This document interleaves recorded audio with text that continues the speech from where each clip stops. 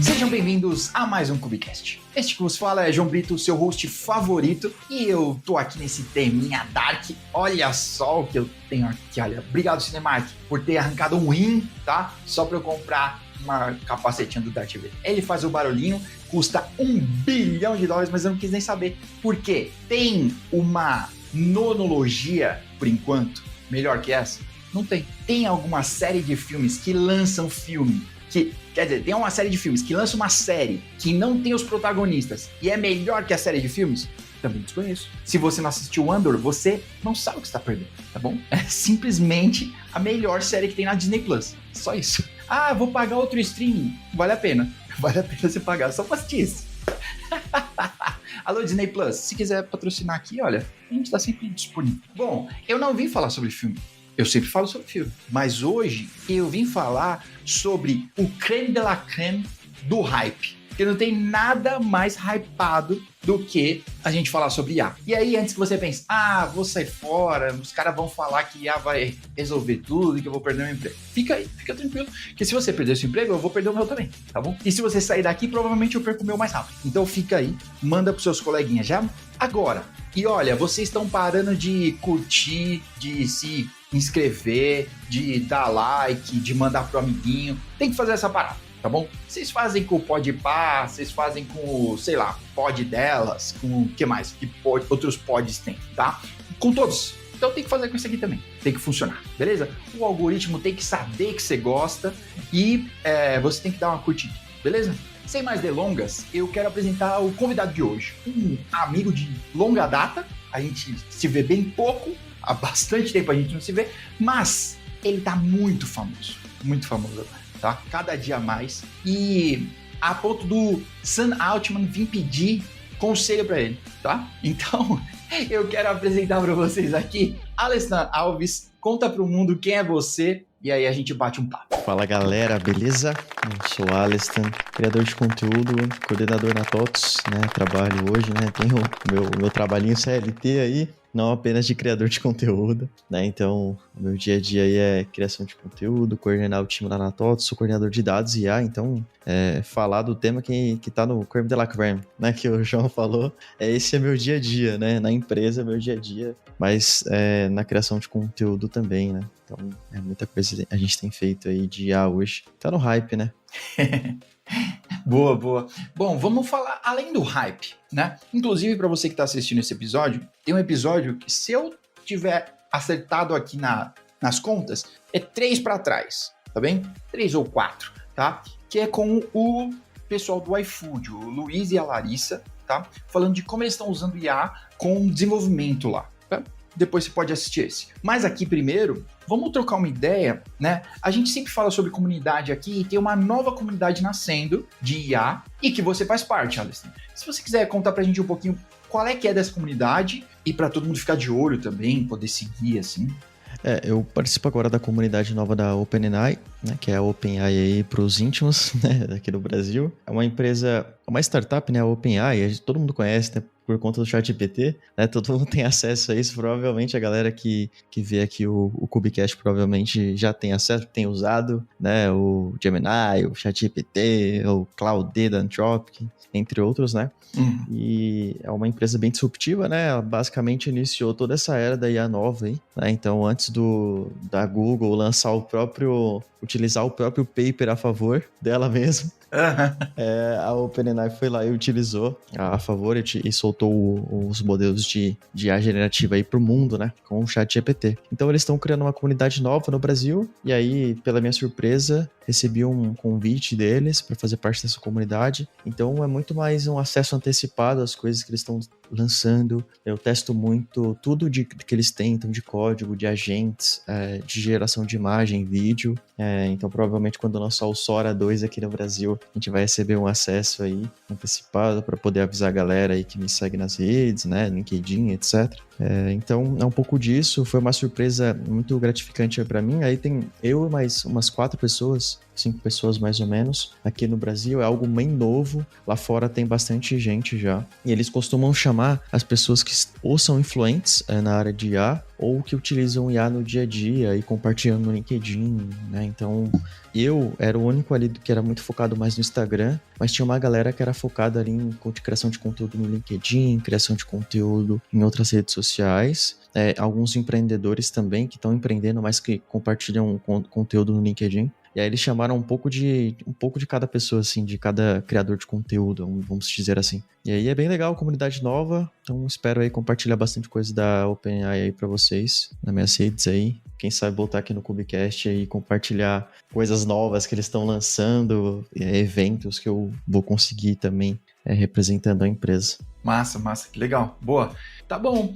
Minha primeira pergunta, e talvez é uma pergunta similar à que eu fiz pro Luiz, como que você está usando hoje, né, na prática, no seu time, né? Como que IA está ajudando vocês, né? Ou como que vocês estão ajudando os outros times, né? Você lidera dados IA na TOTVS, então como que isso está sendo, né? Essas 3 partes, né? Como que IA está ajudando vocês e como vocês estão pondo isso para frente. Hoje eu tenho usado IA bastante, o meu time inclusive usa muito. Eu vejo que, nossa, para front-end é muito bom, assim, sabe? Eu nunca fui o cara do front-end, sempre fui o cara do back-end, da infraestrutura ali e tudo mais. Minha carreira foi basicamente isso, data science, back-end e engenharia de dados, né? E fui SRE também, não recomendo. Boa. Não recomendo. Não recomendo. Não recomendo. Mas é muito bom ser SRE, é só uma brincadeira, mas é loucura, assim. Tipo, na sexta do deploy, assim, maravilha. Se der ruim, ferrou. E aí, falando um pouco de como eu utilizo no dia a dia, cara, para muitas coisas, assim, não só para texto, mas eu utilizo muito para código. Então, basicamente, utilizo o Codex, utilizo o Cloud, utilizo um pouco de tudo, utilizo o Gemini com o Jules, que é uma ferramenta ali de agentes para código da Google. Eu uso agentes para código da OpenAI, que é o Codex, que é muito bom, tem me ajudado muito. Utilizo o Cursor, então, cara, eu utilizo de tudo, assim. Eu pago um pouco de tudo, porque eu vejo realmente que tem ajudado muito no dia a dia, assim. Se não ajudasse, provavelmente eu não pagaria. Mas, por exemplo, para documentação, teste, é muito bom já consegue superar os devs aí, porque... acho que não superar, mas consegue auxiliar os devs. Isso é um fato. E aí eu tenho utilizado muito para isso, documentação, teste e também para codificação no geral. Coisas que são mais complexas, normalmente eu coloco a mão e faço. Então, por exemplo, dependências entre fontes de dados diferentes ou APIs diferentes, interdependência entre front, back-end, meio de pagamento e etc. Normalmente feito isso meio que na mão e aí depois eu vou auxiliando o agente ali para me ajudar. Porque essa interdependência ele não é tão bem, porque no final do dia a IA ela funciona meio que com base no contexto, né? Com base nos dados, nas informações que você está passando para ela. Se ela não tem um contexto, ela não vai ir tão bem, né? Então ela não tem esse contexto de interdependência, porque normalmente a dependência ela está fora do lugar onde você está codificando no momento, né? Então, por exemplo, você está mexendo no front-end, o seu back-end está fora ali, não está no mesmo lugar, a não ser que você tenha um monolito. E aqui a gente não trabalha muito com monolito, é meio que separado, assim, não é tudo no mesmo repositório. Então, no meu dia a dia é muito mais sobre isso. Tenho auxiliado também meu time a utilizar boas práticas no uso. Então, tem algumas coisas que dá para fazer que são bem legais para você passar por exemplo, no Cursor, tem como você ir lá nas configurações dele e passar algumas documentações. Então, vamos supor que você usa Kubernetes, beleza? Você passa a documentação do Kubernetes lá, e aí quando você for criar algum script, alguma coisa do tipo, a IA vai conseguir te auxiliar melhor, porque ela já tem aquele contexto da documentação mais atualizada possível, né? Porque ela vai lá buscar aquela informação e traz para você, né? O agente, ele tem esse benefício de sempre ser mais dinâmico. Então é bem legal. Então, se for algo muito novo também, uma documentação muito nova, é muito bom você deixar bem claro ali pro seu agente de codificação quando você estiver utilizando ele. E aí outra coisa bem legal, aí no dia a dia, falando um pouco da pergunta 2, de como que eu consigo auxiliar os times, lá na TOTVS a gente está com um grande desafio de criar agentes para os times. E aí a gente não está falando de coisas complexas, tipo um agente fim a fim, que ele faz 1 milhão de coisas. A gente está tentando começar mais simples para depois ir aprimorando tudo isso. Então, por exemplo, criar um agente de contrato que consiga analisar um contrato por jurídico, porque essa etapa é bem morosa, né? Normalmente o contrato tem mais de 20 páginas, né? É bem moroso ali para o time do jurídico ficar olhando isso. Então, se tiver pelo menos insights por exemplo, jogar ali o contrato e já trazer uns insights, um resumo, putz, já é muito massa. Então, resolvendo coisas simples com agentes de IA, a gente utiliza a arquitetura de agentes, então utilizando o SDK Agents da OpenAI, que é uma biblioteca open source. A gente já utilizou o Agno também, que é uma biblioteca open source para criação de agentes. Então a gente está seguindo boas práticas do mercado aí, tentando também ler os papers que a Anthropic disponibiliza, de boas práticas na criação de agentes. Essa parte de engenharia de contexto também, que é muito legal para agentes. Então, se eu fosse dar uma dica para a galera que está ouvindo, que quer criar agentes para ajudar em alguma área dentro da sua empresa, estuda sobre engenharia de contexto, porque o agente ele precisa ter um contexto, né? Então, ele precisa saber quais ferramentas ele tem acesso, ele precisa saber um histórico anterior do que ele vai fazer, qual que é a tarefa que ele vai cumprir no final, qual que é o output final. Então, engenharia de contexto a gente tem estudado bastante, tem tentado aplicar aqui nos agentes que a gente está construindo dentro da empresa, beleza? Então é mais ou menos isso. Tenho criado também no âmbito pessoal, assim, um agente financeiro, sabe? Para utilizar uma planilha aqui minha e para ajudar no dia a dia ali, eu consigo imputar e tirar informações. Então, tirar informações aí do meu financeiro. Então, gastei X, coloca para mim comida e tal, ele vai colocando, que é bem legal no WhatsApp. Então tenho feito, assim, algumas coisas bem legais aí nessa parte de AI e também auxiliando os times da TOTS como um todo. Legal. Cara, você citou aí talvez os 3 principais players, né, desse jogo, né? Anthropic, Google e OpenAI. Ou não sei se você tem essa percepção, eu não tenho usado tanto quanto eu acho que eu deveria, ou até o que eu gostaria, mas minhas mesmas 24 horas de todo mundo parecem acabar mais rápido. Então, como você tem visto a diferença entre eles, né?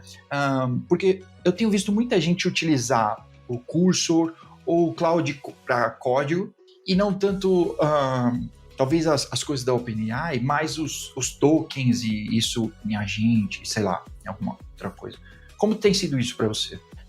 Eu utilizava muito o Claude para programar, 4.5, Sonnet, porque relativamente na verdade ele é muito bom para código, né? Isso é um fato. Se você for ver os benchmarks ali desse modelo da Anthropic, ele é muito, muito bom mesmo. E o próprio Claude, o CLI ali, que você consegue rodar o Cloud Code e tudo mais dentro do seu terminal, ele é muito bom para código, porque ele é um agente no final do dia, ele consegue analisar ali o contexto do seu código e ir aplicando melhorias nele com base no que você pergunta, né, com base no seu prompt e tudo mais. Ele é muito bom para código. Só que aí, ao mesmo tempo, a OpenAI já está chegando muito próximo disso já, né, com o Codex, né? Então, se você for ver o benchmark, tá muito parecido, assim. Aí existe uma grande discussão na bolha dev de qual que é o melhor, assim.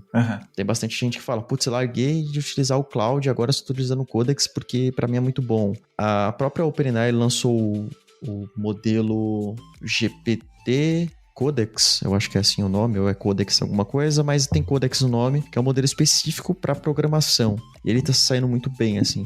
Nos meus testes, assim, ele tem indo muito bem. Mas o Claude é bem similar, assim. O único que eu não tenho utilizado tanto para código é o Gemini.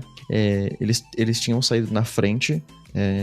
Eu comecei a utilizar o Gemini. Tava gostando bastante. E aí, só que a Anthropic e a OpenAI já lançaram o modelo. E aí, eu fui testar e ficou, cara, muito melhor, assim. E o benefício de utilizar o Codex ou o Cloud Code da Anthropic, o Code CLI ali, que dá pra rodar no terminal, é que você passa uma tarefa, ele fica ali rodando meio que por debaixo dos panos, sabe? Você não precisa ficar acompanhando como se fosse o cursor ali.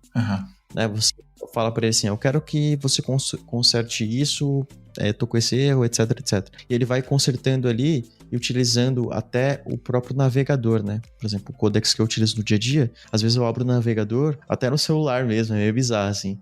Eu passo assim, eu quero ajustar esse erro aqui e tal, porque apareceu no usuário X. E aí ele vai analisando lá o código, ele já puxa o pull request, aí eu analiso ali, vejo se faz sentido ou não e dou um ok. E aí sobe lá para main ou para um ambiente de dev, para testar e tal. É um pouco disso. Então eu vejo uma briga bem grande aí, não sei qual que é o melhor, acho que não tem melhor, eu acho. Eles estão muito próximos mesmo. Tem uns chineses aí chegando bem forte também. Recentemente testei o DeepSeek OCR. Nossa, é muito bom. Assim. Acho que é o melhor modelo para OCR que já existiu. Utiliza muito essa característica de ser um LLM, né? Uhum. E aí você consegue passar um documento, ele consegue fazer o OCR muito bem, assim. Até de assinatura, de escrita à mão, assim. Cara, muito top mesmo. Então, eu acho que a gente tá chegando meio que quando a gente tá flat, sabe? No nosso gráfico, a gente tá meio que flat, assim. Uhum. Quando o sinal tá bem estável, a gente tá no sinal estável aí, onde todo mundo acho que tá bem similar, assim, em questão de desenvolvimento, imagem, vídeo, né? Então, tá bem, não tem como escolher o melhor hoje, acho que é um pouco de como que você utiliza no seu dia a dia para você ver o que faz mais sentido para você. Boa, da hora. Você falou um pouco sobre PR, NEM e essa parada, né? Queria saber como que isso, como que você tem usado no seu dia a dia, o que muda no seu fluxo, né? Pré-agentes de IA, né? Que aí tinha que codar, tinha que trabalhar. Olha só. Olha lá. Na época das cavernas. E aí, o que mudou hoje, né? Na prática, assim, tipo, sei lá, porque a esteira tem muitos passos, né? Entre a ideia e estar em produção, né? Então, onde que a IA tá entrando, né? E onde ela tá tendo um destaque, né? Que você fala, pô, aqui, cara, brilha demais. Você colocou um agente aqui, ou, sei lá, colocou alguma coisa de IA aqui, é outra coisa, mudou de cor, sabe? Perfeito.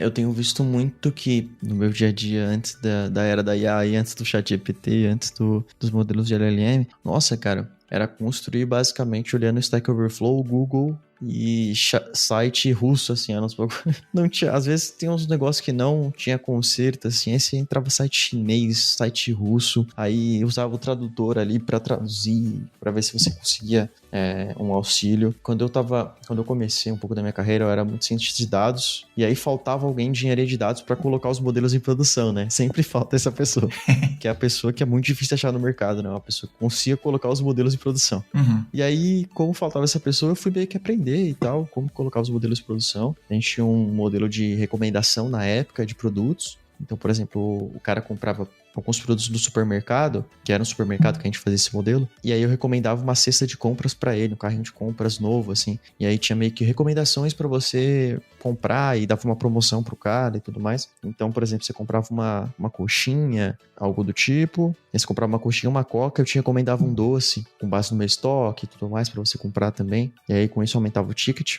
e aí a gente construiu esse modelo, e na minha época eu tinha que trabalhar muito com o CUDA, né, que é uma linguagem ali da NVIDIA, né, para você conseguir mexer na GPU da NVIDIA, né? A gente tinha uma NVIDIA lá, na época era uma 3090, algo do tipo, era uma 2090, sei lá, acho que era uma 2090, porque faz um tempo já. Uma 2080, acho que era uma 2080, 2090, não sei exatamente, mas a gente tinha uma GPU dentro de um servidor que a gente comprou e tudo mais, e aí a gente tinha que mexer dentro dessa GPU. Aí, eu não lembro quantas vezes que eu quebrei o meu terminal do Linux e o meu Ubuntu como um todo, só tentando mexer no CUDA. Não lembro quantas vezes. Eu juro pra você, acho que foi umas 6, 7 vezes que eu quebrei o Ubuntu, porque eu ia mexendo no CUDA e no kernel, e aí, basicamente, o meu Ubuntu não funcionava mais. Aí não tinha mais áudio, não tinha mais vídeo, eu não conseguia navegar na internet.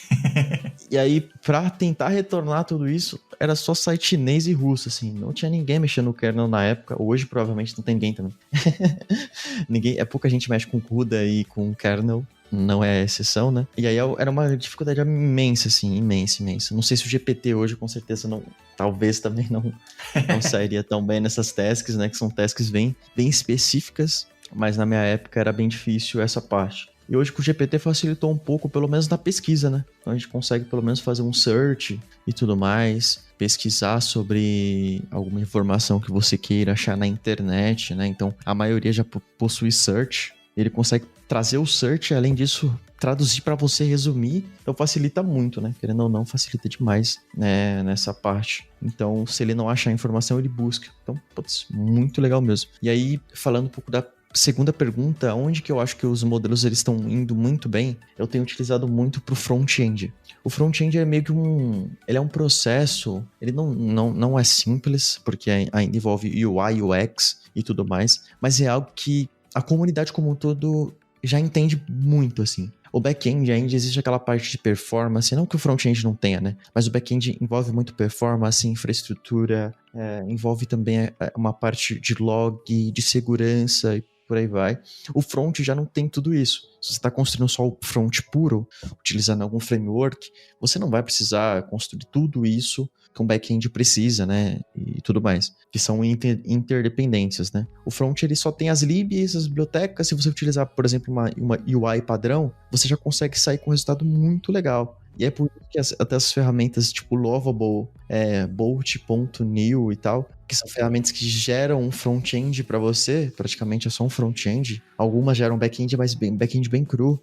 Elas ficaram tão famosas, né? Porque elas geram um front-end que é legal. Não é um negócio, tipo, tão ruim assim, que você fala, nossa, HTML, um CSS puro, que isso é, putz, que negócio feio. A depender, realmente criar algo muito bonito. Eu acho que a IA, ela tá muito boa em front, assim, né? Principalmente na construção, pelo menos, do layout. Não vou falar que na construção das dependências ou algo do tipo, mas no layout ela tá muito boa, assim. Por isso que essas ferramentas ficaram tão famosas, eu acho. Eu tenho visto muito as pessoas utilizando, pessoas que não são técnicas utilizando IA, e elas normalmente utilizam essas ferramentas, Lovable, entre outras, para tentar construir algo. No final do dia sai com MVP, pelo menos, sabe? Sai com... Não MVP não, né? Acho que sai com um produto V001. Boa. Sabe? Tipo, antes do MVP até, mas já consegue sair com algo legal, assim, bacana para mostrar o que talvez ela tinha na cabeça dela. Antigamente eu acho que a gente precisava construir no Figma, e aí a gente desenvolvia lá no Figma todo o layout e tal. Putz, dava maior trabalho. Não que a gente não precise hoje, para um projeto grande a gente vai precisar. Mas agora, uma pessoa que não tem conhecimento em desenho, designer e algo do tipo, ela consegue pelo menos sair com algo simples para demonstrar, sabe? Então eu acho que tem evoluído bastante os modelos na questão ali de ajuste de front e tudo mais. Eu tava tendo um papo com a Camila, ela é head de produto aqui da GetUp, bem nesse sentido que, poxa, para uma pessoa de produto raiz, eu vou dizer, né? Não é que alguém que migrou de algum lugar para produto, né? Uma pessoa que é de produto mesmo, nascida e criada. E aí, o que eu acho é que para essa pessoa tirar uma ideia do papel, sabe? Ela passar lá pelo Lovable e tipo, sim, olha pessoal, é nesse caminho que a gente está seguindo. Eu não tô eliminando o UI, o UX, o Dev, perfeito. Ninguém. Na verdade, tipo, eu tô passando de um rascunho que ia ser muito difícil de tirar da minha cabeça e explicar para algo um pouco mais concreto, né? Perfeito. Ia ser feio pra caramba também.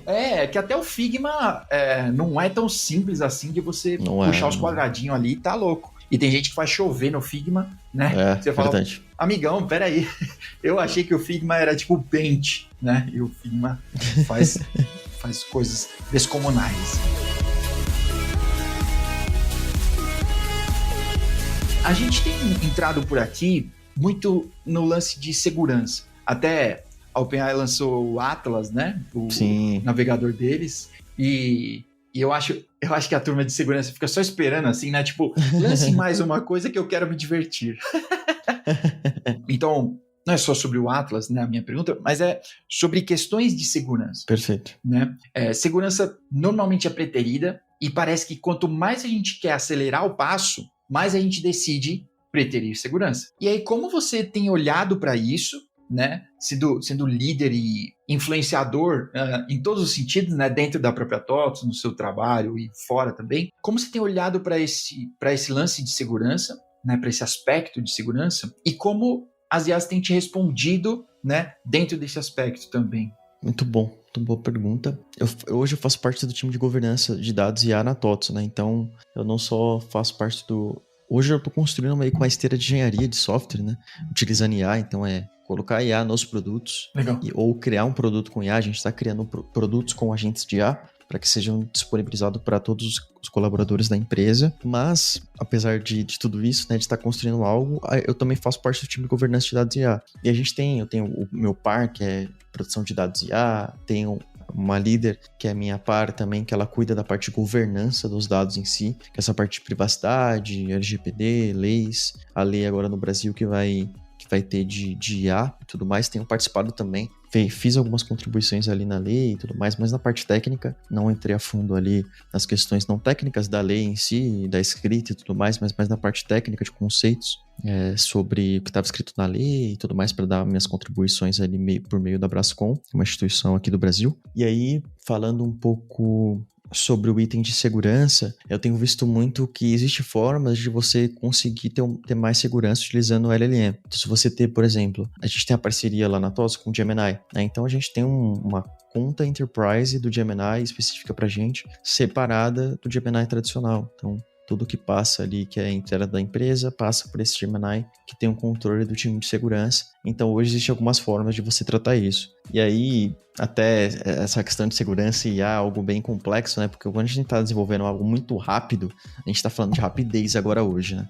A gente acaba, querendo ou não, deixando de lado um pouco algumas coisas, né? Como a segurança e tudo mais. No final do dia, a gente está gerando muito código muito mais rápido que antes, é um fato. Acho que quando lançou a IDE, né? Não tinha IDE antes, era tudo no Vim. Era um pouco mais lento, aí lançou a IDE, ficou mais rápido ainda. E aí tem as extensões na IDE que já ajudavam na época, mesmo não tendo LLM e tudo mais, já tinha algumas extensões que ajudavam bastante em produtividade. E hoje está mais rápido ainda, a produtividade aumentou muito, né? Se você pede para qualquer modelo de IA gerar um código, ele gera 1000 linhas em segundo, assim, né? Então ficou muito mais rápido. E aí, com base na rapidez, você acaba perdendo a segurança, né? Porque você não pede para o modelo gerar algo seguro. O desenvolvedor, principalmente o desenvolvedor que está começando, ele não vai pedir para, eu quero que você crie uma API para mim, mas coloque logs nela. Provavelmente ele não vai fazer isso, né? Ele vai criar a sua API crua, desenvolver ali o escopo inicial e entregar. E aí não se atentou à segurança, à autenticação, à transferência de dados, né? Se é um HTTPS, se é um HTTP. Não se preocupou tanto com isso, a conexão, as interconexões ali entre os containers e tudo mais. Talvez não se atentou a isso muito mais por conta da rapidez. Desenvolveu muito rápido isso. Mas existem formas de você... Se você tiver bem documentado tudo que você precisa, provavelmente os modelos eles vão conseguir te entregar algo, pelo menos, nem que seja o começo, sabe? Então, por exemplo, se você sabe que você tem que ter log, transferência de dados tem que ser criptografada, o seu banco tem que ter criptografia, quando você for gerar, sei lá, um script ali para o Terraform, você já quer tudo isso pré-setado, você já consegue passar isso para o modelo, né? Então, eu acho que é muito mais sobre documentar o que você realmente quer e o que realmente é questões de segurança e que realmente vai precisar. Na verdade, não é que vai precisar, né? É necessário para que não tenha uma exposição de dados da empresa, extremamente necessário, né? É um guardrail aí que você constrói. E aí, com base nisso, nessa documentação que você pode criar interna, eu acho que vai facilitar muito para o dev, sabe? Mesmo que ele esteja utilizando um modelo de IA, ele vai conseguir ali fazer com que o modelo de IA, pelo menos ajude ele a princípio, sabe? Pesquise informações sobre segurança de APIs, algo do tipo, e traga para ele essas informações, e aí ele vai utilizar isso como boa prática no código. E aí, falando de navegador, né? Teve uma polêmica, né? Que os caras estavam colocando ali um prompt por trás de uma imagem, que a pessoa conseguia olhar a imagem e tal, só que o modelo tinha acesso àquele prompt que estava por trás ali, que provavelmente deveria estar no HTML, algo do tipo. Estava escondido ali, aquele prompt, e aí se acendeu um problema, né, de utilizar esses navegadores já com IA. Eu sei que existe é bem ruim isso para segurança, mas querendo ou não, hoje a gente meio que a gente já existe isso, sabe? A gente utiliza o Google Chrome. Querendo ou não, tudo que a gente navega, sim, a própria Google já tá armazenando isso em algum lugar para depois recomendar pra gente publicidade, sabe? A gente não sabe para onde tá indo essas informações, os dados e por aí vai. E não vai saber, né? Porque você tá utilizando um provedor de navegador que não é seguro, 100% seguro, né? Isso já existia antigamente. E a galera fala, putz, ou de segurança é você utilizar o Tor como navegador. Mas é impossível. Vamos falar que é impossível. Você vai acessar um site, demora 3 dias para abrir o site, porque passa aqui do Brasil, vai para... sei lá, para outro país bizarro assim, aí vai para outro país, vai para a Rússia, volta, bate, aí cai aqui. Beleza, a segurança, óbvio que você tem muita segurança utilizando isso, mas aí você vai demorar 3 minutos para abrir um site, né? E fora que o site fica sem JavaScript e tudo mais, se você quer mais segurança ainda, o site nem tem JavaScript, porque ele não vai consumir os seus cookies e por aí vai, né? Mas hoje eu acho que a gente tá meio que... A segurança, ela existe a partir de dados, LGPD, né? Para nos ajudar em conta isso. Creio que esses navegadores com IA com certeza vão ter que implementar algumas coisas, né? Eles estão meio que no começo, mas vai ter que implementar a questão de segurança, é um fato, não tem como fugir disso. Mas provavelmente em breve a Google vai colocar um Google Chrome AI, né? Provavelmente, não tem como fugir disso. Sim. Que aí você vai navegar com um chat do lado que você vai perguntar sobre o site que você tá, né? Então, existe um limiar entre a inovação e a segurança. Eu acho que existe um meio termo e as empresas têm que focar bastante nisso. A Anthropic é muito boa em segurança, por exemplo. Ela tem focado bastante em desenvolver, por exemplo, agentes seguros, modelos mais seguros e tudo mais. É uma empresa que tem feito bastante paper de segurança na era da IA e dos modelos de LLM. Mas eu acho que, cara, será que a gente nega a segurança para seguir na inovação ou a gente inova na parte da segurança, utilizando a segurança, sabe? Existe um limiar entre isso. Eu acho que com certeza, eu vejo na minha opinião, né? Se você tem uma empresa ou trabalha numa empresa, você quer ter mais segurança nessa era de inovação, eu acho que com certeza é você começar pela observabilidade, sabe? Tipo, observar o que as pessoas estão fazendo, como que elas estão utilizando, logar tudo isso, ver se estão utilizando boas práticas ou não, criar alguns firewalls para bloquear algumas coisas e com certeza fazer parceria com essas empresas que estão criando as coisas, como o Google, Anthropic e por aí vai, sabe? Legal. Ainda sobre segurança ou uma coisa meio enterprise aqui, eu queria saber se você sabe ou se você acredita que tem meios disso, né? Porque quando eu penso em alguns anos atrás, a gente tinha documentação, a gente tinha tá me faltando uma palavra aqui, mas era tipo o jeito que essa empresa faz as coisas. Já tinha os boilerplates, né, de como a empresa desenvolve, quais stacks ela usa e quais premissas ela obedece. Será que não tem como a gente, como empresa, né, você falou, a TOTVS tem um Gemini deles, né, diminuindo aqui no lance, mas tem um Gemini deles. Será que não teria como alimentar esse Gemini com as premissas da TOTVS? Então, tipo, a gente sempre faz o tráfego criptografado X, as APIs se comunicam com Y, a gente usa esse tipo de arquitetura normalmente, né? Para que mesmo o dev, né, Juninho ou Sandy, né? Eu adorei, quem inventou isso, tá de parabéns demais, que chamam os devs de Sandy ou Júnior, parabéns. Voltando, mesmo o dev novato que acabou de chegar, né, que vai pedir uma ajuda ali, ou que está desenvolvendo concurso ou alguma coisa, ele vai receber orientações dentro desses parâmetros, sabe? Então eu queria saber se tem jeito, né, para a gente incentivar esse contexto, ou incentivar ou forçar ali, né, no caso da empresa, tipo, bom, aqui não é para escapar da LGPD. Ah, não, mas é que eu tenho uma exceção aqui muito forte. Aqui não, campeão.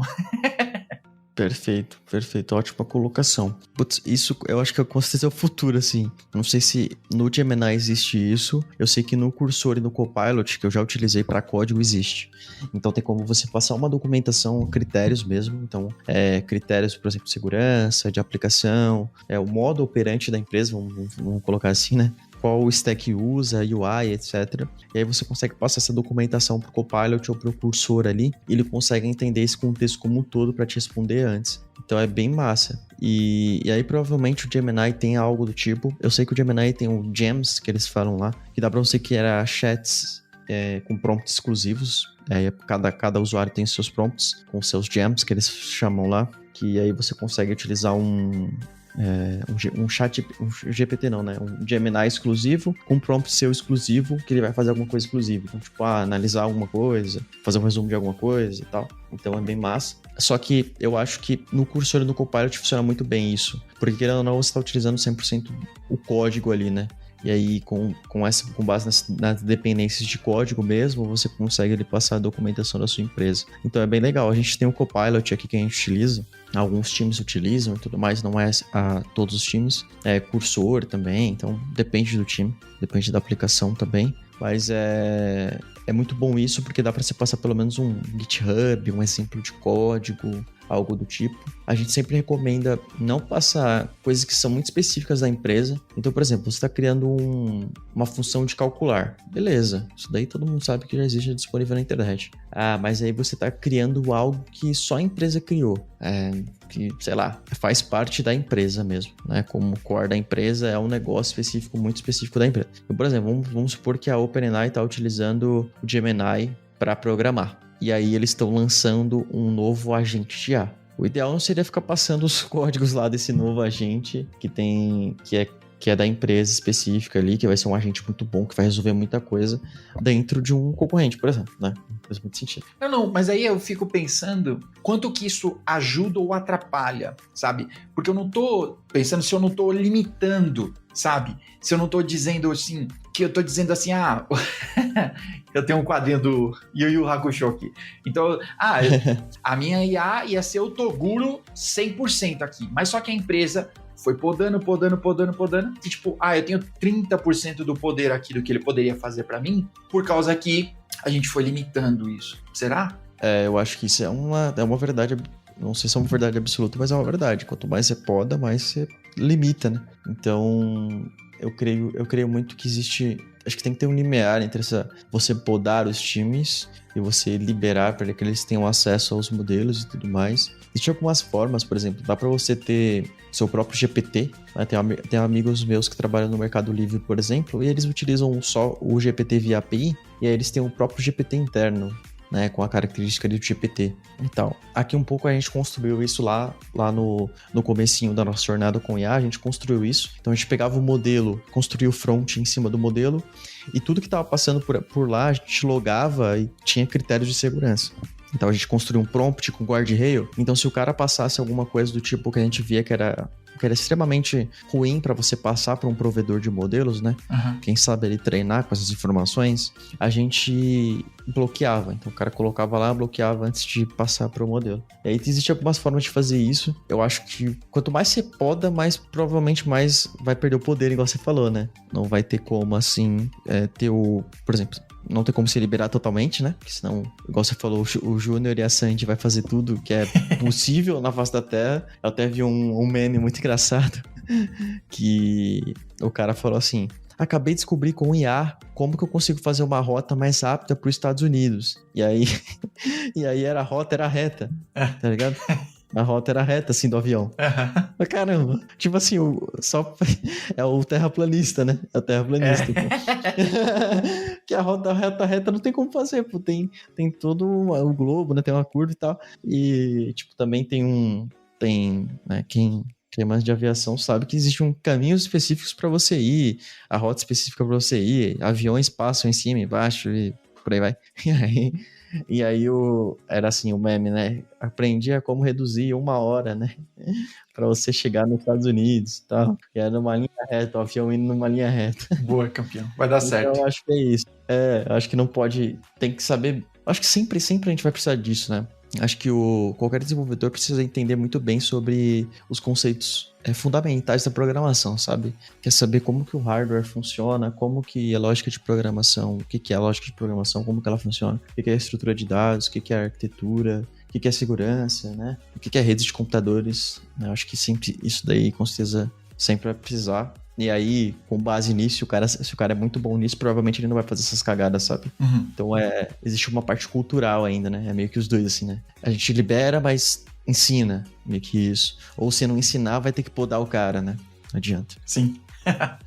Tá bom. Pra finalizar aqui, eu queria ir pros finalmente aqui, porque o pessoal da geração TikTok acaba indo embora. Esse pessoal. Fica até o final, pessoal. O YouTube me avisa quando vocês estão indo embora. Mas eu queria saber, para quem tá desesperado nesse momento, né? Porque, cara, se eu vou pro Twitter, o FOMO me afeta. Eu falo, nossa, como eu tô atrasado. Meu Deus do céu. Todo mundo já sabe usar IA de trás para frente. Eu sou o único burro que pergunta pro ChatGPT e espera uma resposta e só converso, né? Então, para quem é o único burro igual eu, por onde começar, né? Mas eu sou muito de ir vendo resultados, né? Eu sou o cara de infra, então eu sempre queria pôr a mão no servidor, puxar um cabo. Então, ver resultados, né? Porque eu comparo aqui, né? A gente se conheceu no contexto musical, né? Então, quem aprende a tocar piano, teclado, essas paradas, né? Demora um século para sair uma musiquinha. Perfeito. Né? Então, normalmente a pessoa desiste no meio do caminho, né? E tudo. E agora, né? Tem até um violãozinho ali encostado, né? A pessoa aprende 3 posições de mão, ela troca todas da Legião Urbana facilmente, né?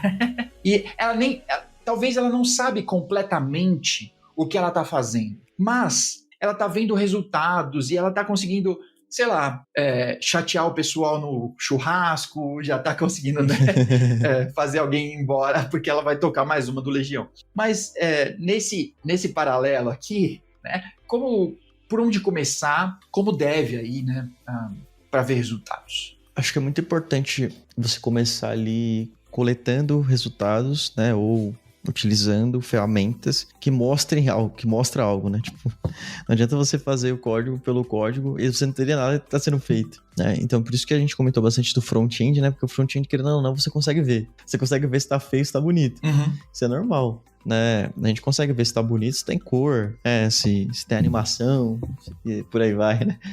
Então, eu acho que se você é um desenvolvedor que está começando a utilizar a IA, começa utilizando no front-end. E aí, é óbvio, né? Se você for de back-end, provavelmente você vai começar com o back-end, mas se você está começando do zero mesmo, cru, eu quero ser desenvolvedor. Começa pelo criando um front-end simples, aí você vai clicar no botão, você vai ver que vai ter resultado, né? Vai gerar alguma coisa. E aí depois você vai criando o back-end e se conectando com esse front-end. Acho que se você está começando do zero. Acho que é muito legal isso, porque aí você vai ter um resultado final, assim, né? E aí eu costumo falar pra galera, sempre alguém me pergunta, assim, eu vou falar em algum lugar ou trocar uma ideia com o pessoal, sempre alguém me pergunta, como que eu começo com essa era de assim, putz, meu trabalho vai ser afetado e tudo mais? Eu sempre costumo falar que não vai ser afetado porque cada desenvolvedor tem um conhecimento específico. Um cara que por exemplo, eu quero trabalhar com otimização. Esse cara vai ser fera em otimização. Eu quero ser um cara master do front-end. Ele vai ser um cara muito bom de front-end, muito mais que um modelo de IA, né? Isso é um fato. Porque ele vai entender diversas coisas que o modelo não entende, que são coisas do dia a dia, que podem ocorrer, né? Como erros, espaçamento e por aí vai. Centralizar uma div. Mas eu creio muito nisso, que não vai ser substituído. E eu sempre dou uma dica que é assim: crie alguma coisa que resolva algum problema, sabe? Às vezes você tem uma tia que, sei lá, faz bolo, por exemplo, e ela não tem nenhum software para gerenciar as vendas dela. Por que você não cria um front-end simples, com um back-end, nem que seja um back-end já feito em Node.js, para facilitar a sua vida, para você não ter essa interdependência entre front e back-end, já constrói tudo em uma linguagem só, que aí é o JavaScript ou o TypeScript você vai utilizar. Putz, constrói tudo, tenta resolver um problema específico da sua tia aí, para ela colocar lá os bolos que ela vendeu no dia, qual que foi o retorno de investimento dela, quem sabe, quanto que ela vendeu no mês, quanto que ela vendeu na semana, algo do tipo, sabe? Para tirar ela da planilha, quem sabe? Para facilitar a vida dela. Porque a gente sabe que planilha, a gente vai meio que colocar na mão, assim, né? Existem algumas coisas pra gente fazer, né? Como fórmulas e tudo mais. Mas se ela tiver um front, por exemplo, dos produtos que ela já vende, 2 cliques ela consegue cadastrar. Sim. E aí você coloca um bancozinho simples, rodando localmente, quem sabe. Até no notebook roda isso. Provavelmente no notebook antigo deve rodar uma parada dessa, sabe? Aprende um pouco de infra, como colocar isso no Docker, roda, show, né? Então, eu vejo muito, eu dou sempre essa dica. Então, você está começando a utilizar IA, cria algo palpável. Porque se você não vê o resultado, provavelmente você vai se frustrar. É a mesma coisa que a gente tá falando aqui da música, né? Tipo, da música, se a gente não começa tocando uma música ou aprendendo algo que é tocar algo que a gente goste, provavelmente você vai desistir. Se você começar pela cifra, se você começar pelo... sem ser a cifra, né? Tem a partitura, né? Se você começar pela partitura, vixe Maria. Provavelmente você não vai ter resultado com aquilo, você vai se frustrar, você vai falar, isso aqui não é pra mim. Uhum. Então, tenta construir algo e ao mesmo tempo já vai estudando. Por exemplo, se você tá começando do zero, um dev júnior, já começa... utilizando os modelos para construir algo, ao mesmo tempo já vai estudando as estruturas da programação, que são muito importantes, sabe? Que aí no final do dia você vai realmente saber o que você está fazendo. Mesma coisa que a gente está falando da música, né? Ao mesmo tempo toca uma música, mas já estuda também o que é uma cifra, quais são, por exemplo, no Dó, qual é o desenho do Dó, qual é o desenho do Sol, e por que esse desenho, entendeu? Uhum. Por que tem aquelas cordas específicas que eu tenho que colocar ali, né, no meu acorde. Então, eu acho que é mais ou menos nessa linha. Então, putz, tem um projetinho pessoal, utilize IA, acho que, com certeza, acho que eu não deixaria de utilizar. Entenda com a sua empresa também, para ver se faz sentido, né, utilizar IA ou não, né, cada empresa trabalha de um jeito, tem empresa que nem pode utilizar IA. no dia a dia. Mas se você tem um projeto próprio, eu acho que eu começaria utilizando IA, meteria o louco, utilizando já o que você tem de conhecimento, ou o que você não tem, o que você quer, e que você quer aprender, sabe? Então, se eu quero aprender TypeScript, já começa construindo as coisas no TypeScript. Se eu quero aprender Python, já começa a construir as coisas do Python, e é um pouco disso, sabe? Eu acho que vai ser uma longa jornada, mas vai ser uma jornada meio que satisfatória, assim, sabe? Acho que todo mundo que tá programando... Eu mesmo, quando eu comecei, eu copiava código, basicamente. Isso é normal. Não, total. E com livro do lado, né? Livro, YouTube, Stack Overflow, era um pouco de tudo. E isso aqui é dessa forma que faz. Beleza, fiz aqui. Agora tinha um livro, por exemplo, tem uns livros ali meu aqui, de Python e tal, de Machine Learning. Pegava os códigos que estavam rodando ali e ia fazendo. Basicamente isso. Então, acho que é ter a IA do lado como auxiliadora de você. Acho que ela vai potencializar com certeza o seu trabalho, isso é um fato, sua produtividade. E ir aprendendo as coisas ao mesmo tempo. Massa. Da hora, muito bom, cara. Olha, como já é de praxe nesse podcast aqui, ou videocast, para quem tiver... no Spotify também tem vídeo, viu, gente? Para quem tá só ouvindo lá, pode ver as nossas belas faces também. Só clica lá, modo vídeo. Ele continua e você vê a gente, tá bem? Pra gente terminar aqui, eu queria uma dica aí, Alisson, pro pessoal esquecer de IA, né? Esquecer, não fazer igual o Joaquin Phoenix, né? Se apaixonar pela IA. Tudo bem, a Scarlett era a Scarlett Johansson. Mesmo só na voz, fica complicado não ceder, né? Com certeza. Mas, aproveitando que ainda não estamos nisso, então, para o pessoal esquecer um pouquinho do terminal, esquecer disso tudo, uma dica aí pra galera relaxar. Cara, hoje eu tenho relaxado muito com retro gaming, assim, tenho gostado bastante. Boa. Eu e o João, a gente tava falando um pouco quase agora sobre isso, né? de como que é legal, assim, eu na minha infância joguei muito, assim, tinha a fita piratinha. Pra quem, cara, nasceu na década de 90, nasceu em 96, sabe que tinha aluguel, né? Tinha como alugar as fitas e tudo mais. Eu só tinha uma fita pirata do Super Mario que não salvava, que era muito ruim. Não conseguia desligar o videogame. E alugava bastante fita, né? Pra jogar e tudo mais. Às vezes você olhava a capa e falava, nossa, esse jogo é muito bom. Aí você ia lá, o jogo era horrível. Acontecia muito, assim, muito mesmo. E aí hoje... eu voltei meio que a relembrar isso, sabe? Meio que virou um hobby meu. Relembrar esses tempos bons, assim, de você assoprar uma fita. Fui ligar recentemente meu Nintendo, aí não tava pegando a fita, né? Falei, caramba. Agora eu sei realmente que a galera passava na década de 90, né? Que eu passei também, da frustração de você pegar e colocar uma fita e ela não funcionar. Nossa. E você tá lá, aí você assopra... tenta ajeitar a fita, coloca um pouquinho pro lado da fita, assim, aí vai funcionar. Caramba, que é muito, muito gostoso, né? Essa sensação de funcionar e parecer lá Nintendo, né? É muito doido isso, cara, é muito doido mesmo.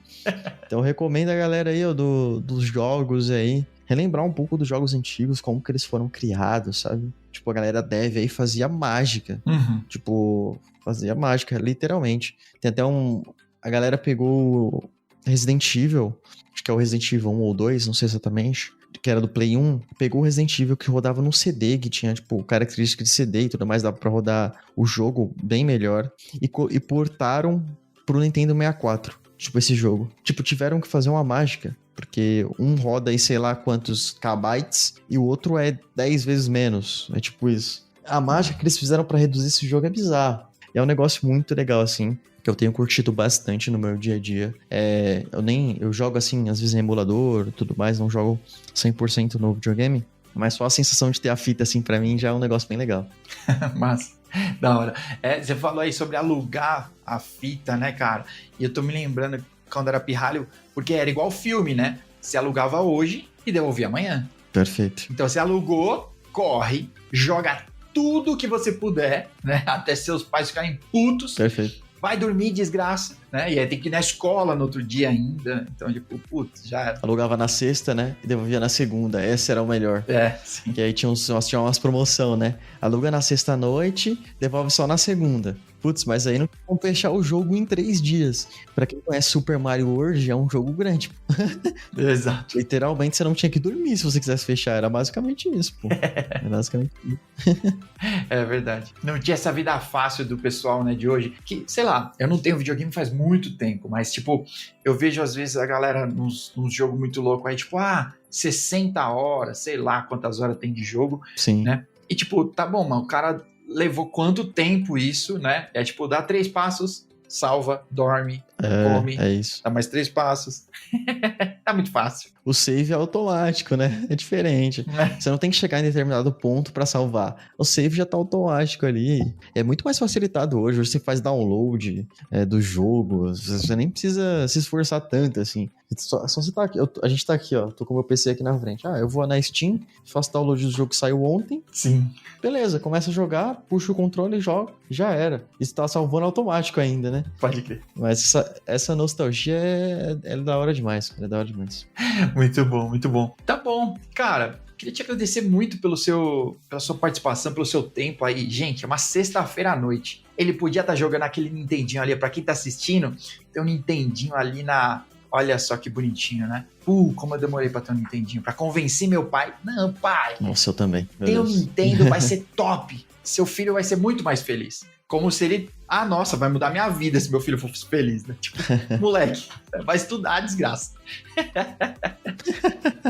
É bem isso. Pô, mas obrigado demais pelo seu tempo aí. E se você quiser deixar uma mensagem aí final pra galera, um recado, esse é o momento. Galera, é isso. Estudem sobre IA e acho que com certeza vai aumentar muito a sua produtividade no dia a dia.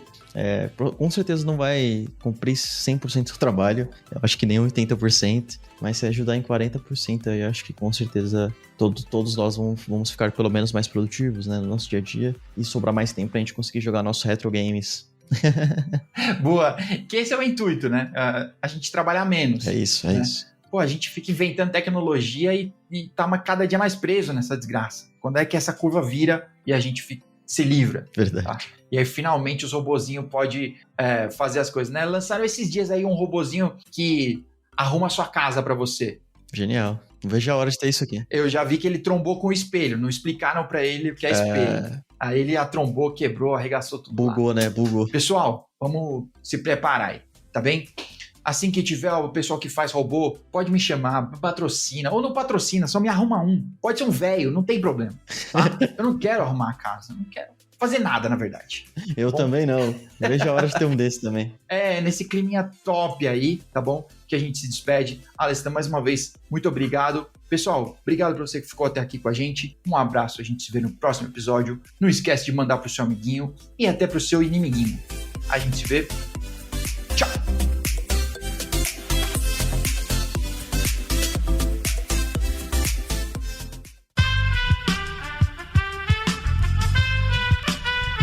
Esse podcast foi editado por Aerolitos Edição Inteligente.